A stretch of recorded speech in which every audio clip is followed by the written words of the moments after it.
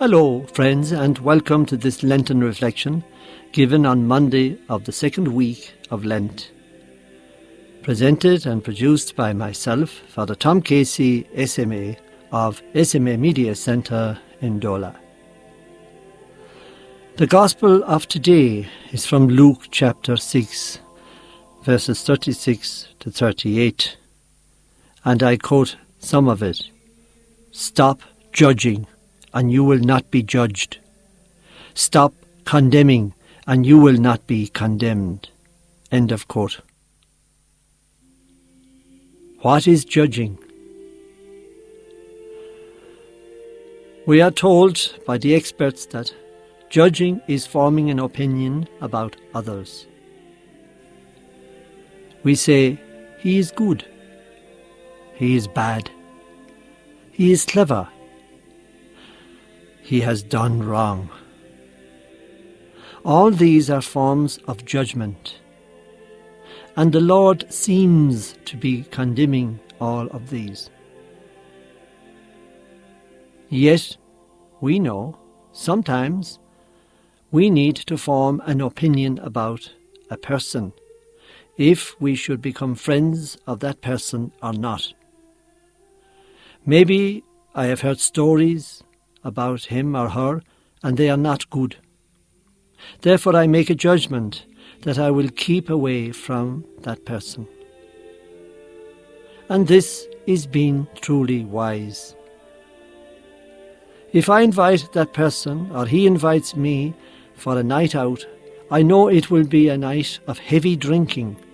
So therefore I decide, or judge, not to accept the invitation.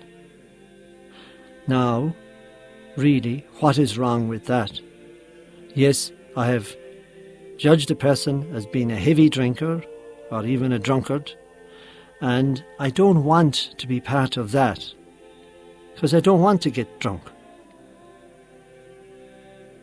I think there is nothing wrong with that. But there is another kind of judgment, critical judgment. And we criticize in a hypocritical way. And we do this more often than we think. It lends to gossip. If I'm always critical of everyone I know, then I am a hypocrite, because there is something wrong with me then. Maybe I give too much time judging others, whilst I am neglecting myself and my faults. The safest way is to see myself through the eyes of God. And therefore, let me see others through His eyes as well.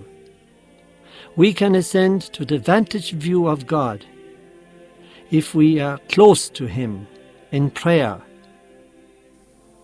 Jesus is God, and He is our only way to God, and our only judge.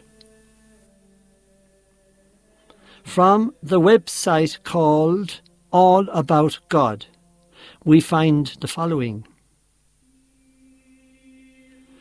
Don't speak destructive things about others. Are you qualified to perfectly judge someone else? From James chapter 4, verses 11 and 12. By judging others in an unbiblical and hypocritical way, we pay an enormous price. In every case of our choice to criticize another person, this causes severe damage in our own lives. Ridiculing others exposes us to the righteous judgment of God, and we bring more suffering on ourselves by our complaints against one another than we are aware of. James chapter 5, verse 9.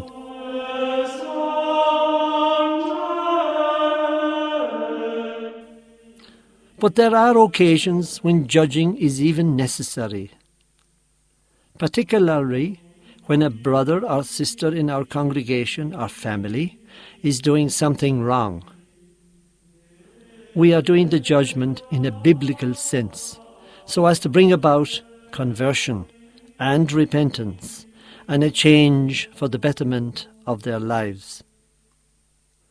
In Matthew chapter 18, verses 15 to 17, we quote, "If a brother or sister sins, go and point out their fault, just between the two of you.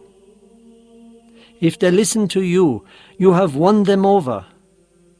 But if they will not listen, take one or two others along, so that every matter may be established by the testimony of the 2 or 3 witnesses.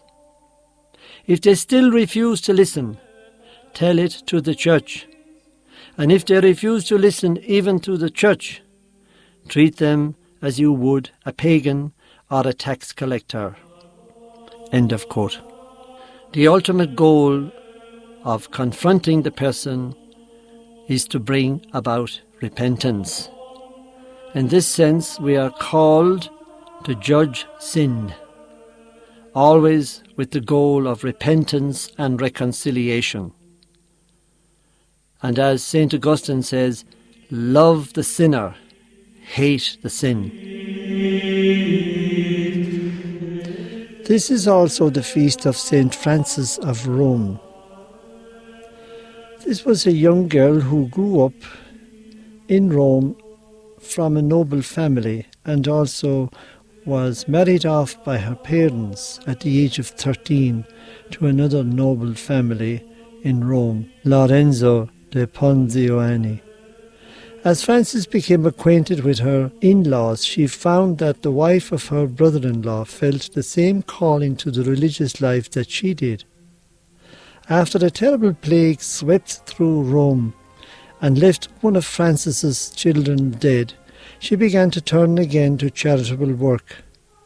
Frances gave up all her wealth to the sick and poor and began to go door to door raising money to aid the sick and the poor. Also, it was a terrible time of civil strife caused by the great schism of the Western Church, and Ponzianis lost their fortune, that is, her husband's family.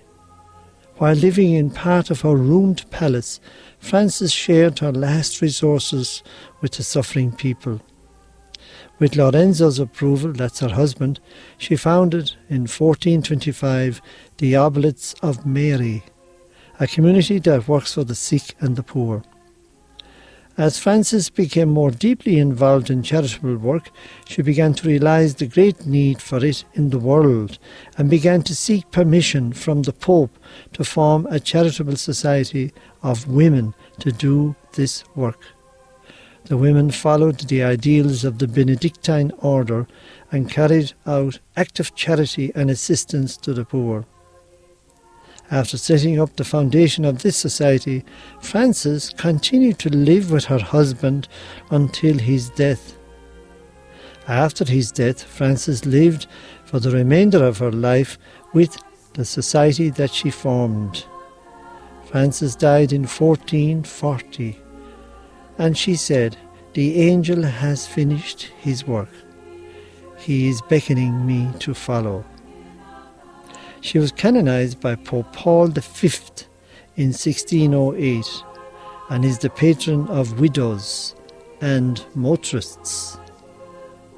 What a great example of the love of God that is shining through the example of her life and her total dedication to the poor.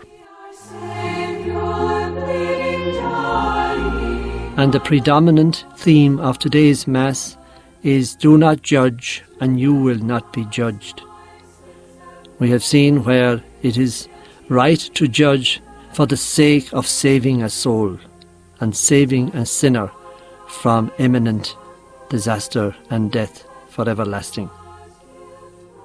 This is Father Tom Casey, SMA, of the SMA Media Centre in Dola, signing off now and wishing you a happy and joyful Lenten period.